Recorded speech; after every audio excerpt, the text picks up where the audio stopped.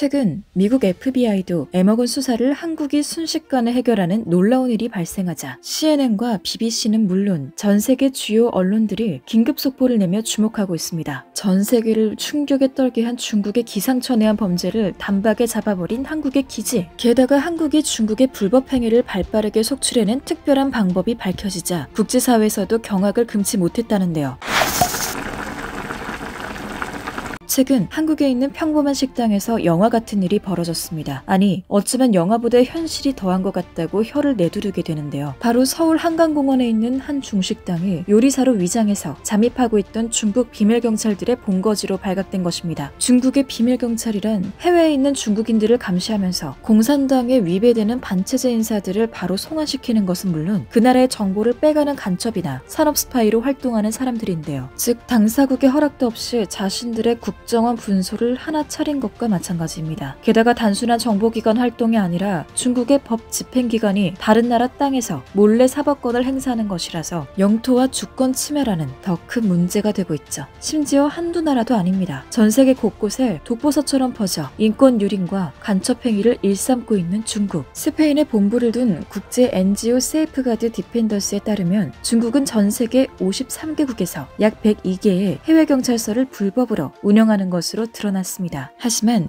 중국 정부에 공식적으로 책임을 물을 수 있는 물증이 없어서 미국과 유럽 전역에서도 골머리를 썩이고 있었죠. 그런데 이번에 한국에서 중국 비밀경찰들의 정체가 제대로 발각되어 이 기회에 중국의 외교적 지위가 소련과 같이 붕괴될 수 있다고 국제사회에서도 난리가 났습니다. 심지어 한국이 이들을 잡아낸 경로가 유례없는 방식이어서 CNN을 비롯한 해외 언론들은 앞다투어 긴급 보도하고 있는데요. 사건의 발단은 수상할 정도로 리뷰가 많은 중국집이라는 게시글 하나로부터 시작됐습니다. 한강 위에 배처럼 띄워놓고 언뜻 보면 그냥 평범한 중식당 같은 이곳. 음식 맛과 직원들의 서비스에 대한 손님들의 부정적인 평가가 유난히 극심했는데요. 음식이 너무 성의 없다. 배달 음식도 이보다 낫지 않을까? 주방에서 요리를 했다기보다는 어디서 가져다 전자레인지에 돌려나온 듯하다. 퉁퉁 부른 짜장면이 나와서 바꿔달라 항의했더니 중국집에서 면이 다 떨어졌단다. 서빙 종업원 모두가 중국인이거나 조선족. 주문해도 매니저 외엔 한국말을 못 알아듣는다. 주문 1시간이 지나도 안 나와서 결국은 못 먹고 그냥 나왔다. 다시는 안 간다. 그리고 별점 1개도 아깝다. 여긴 분명 식당을 하기 위해 연 곳이 아닐 거라 생각된다.